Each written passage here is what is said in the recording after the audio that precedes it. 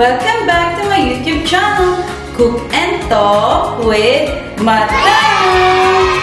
So for today's cooking vlog, ay gagawa naman po tayo ng napakabilis at napakadaling recipe. At ang gagawin ko po today ay quick and easy tuna pasta. So, di ba, kabisado niya or alam na niyo na po ito, super daling gawin. At dahil, bago po ang ating hairdo ngayon, ating haircut, bakit ko ba, mga madam? Kaya gusto ko, mabilis din, di ba? Kasing bilis ko nag-isip magpagupit. Hindi, para po new look tayo sa 2024, di ba?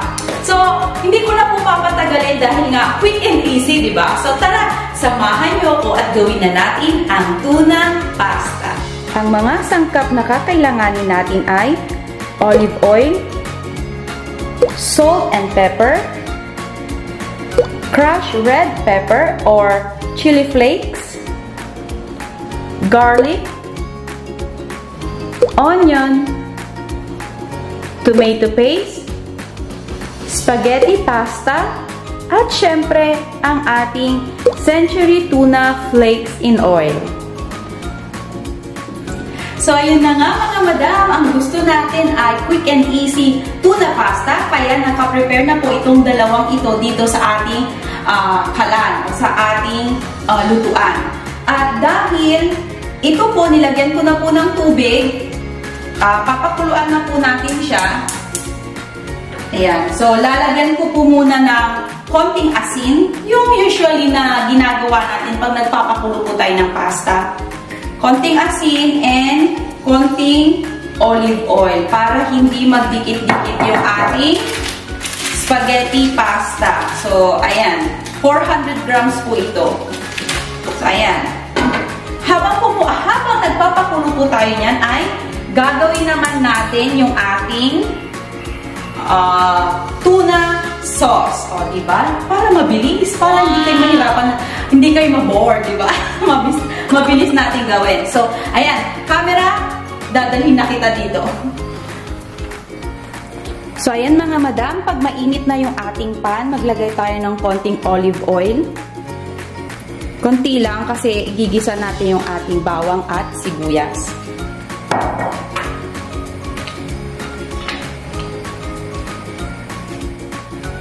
Ayan. Kung mainit na yung ating mantika, ilagay na natin yung ating bawang. Paano ba? Dito sa kabila. Lagay natin yung ating bawang.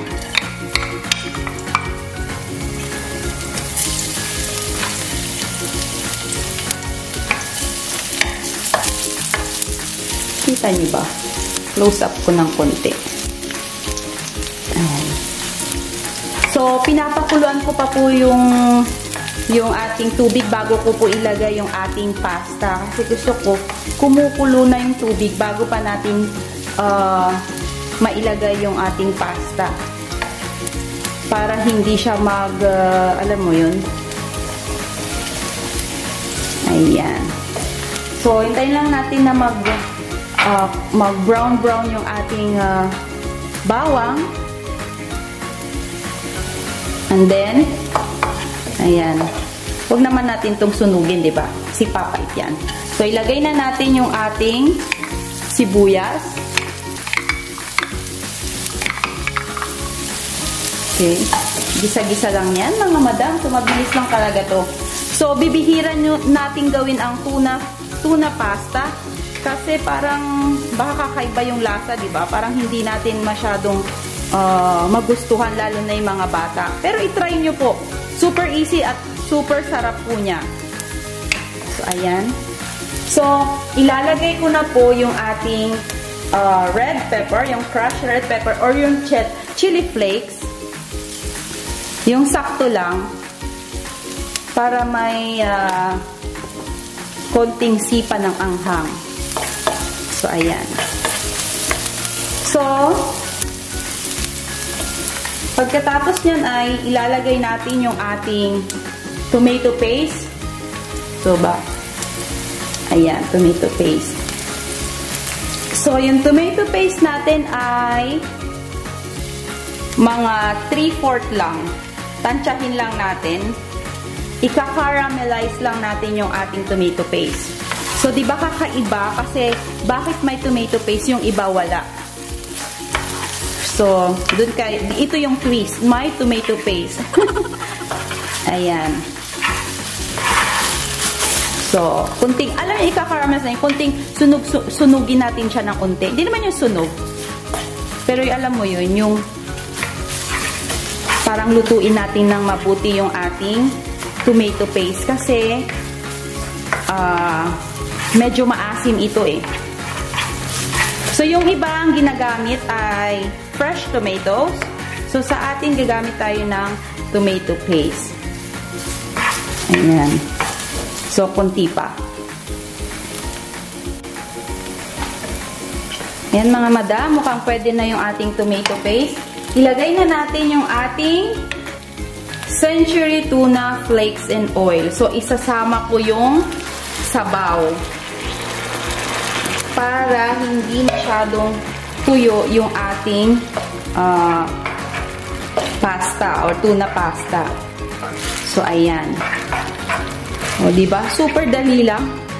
Mas mauuna pa yung maluto yung sauce natin kaysa doon sa pasta. Pero mas okay yon. Ayan, i-mix lang natin ng maayos. Tapos, timplahan na natin ng konting asin at paminta. Okay, konting asin at paminta. So, mamaya, titikman natin syempre. Ayan.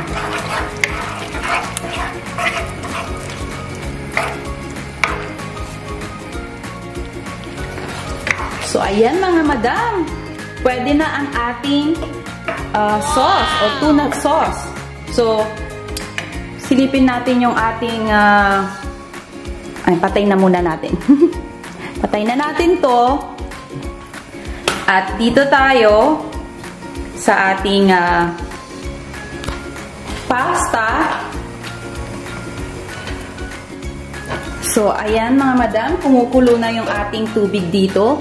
So, ilagay na natin yung ating pasta. So, ganyan. Yan.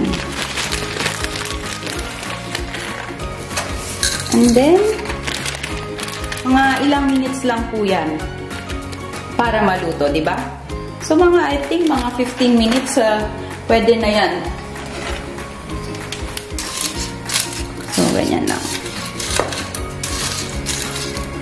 Ayoko siyang putulin kasi mas masarap yan pag, mas magandang tingnan pag mahaba.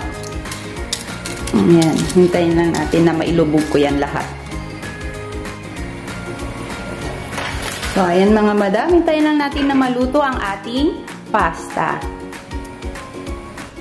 So, ayun na nga mga madam, natapos na rin ang ating quick and easy tuna pasta. O, diba, napakabilis. So, ayan po. So, hindi ko na po titikman para mas mabilis po yung video. Pero, kitang-kita nyo naman po, ang sarap po nito. Kasi tinikman ko na po kanina. And, hindi ko na po papatagalin. Sana po nagustuhan nyo po yung aking quick and easy tuna pasta. And please, pa-follow naman po ako ng aking Facebook page, ang Cook and Talk with Madam. And please don't forget to like, share, and subscribe to my YouTube channel, Cook and Talk with Madam. Happy cooking!